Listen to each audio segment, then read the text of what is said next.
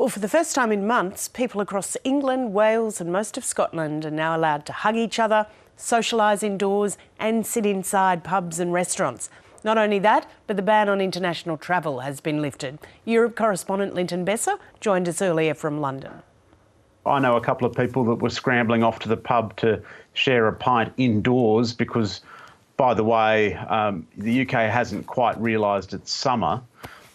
So it hasn't been that pleasant, being forced to sit outside. This is just the latest relaxation in what Boris Johnson has called his kind of roadmap to freedom. He says that it's going to be irreversible, mind you. It began back in March when schools went back. In April, pubs were allowed to sell drinks outdoors, and households could take, domestic holidays. Well, today was the much bigger one.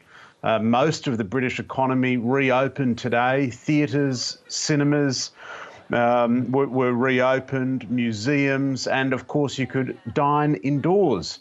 The other big one, international travel was no longer illegal. Britain, which still has thousands of cases, it has reopened today, albeit to only 12 destinations, several of which are impossible to get into, by the way, including Australia.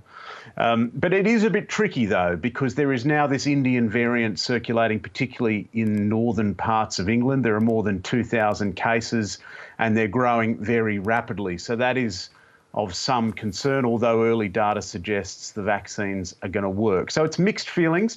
And here's some Brits to tell you exactly how they were feeling today. It's probably one of the safest places. Everyone who's come to the airport has had a test and stuff like that. So I think it's quite a good place to sort of be. We have a lot of reservations, so it's hopefully this is it, from here on. I would say 50% exciting, 50% scary. After that, such a long time without doing it, but I think it's like riding a bike.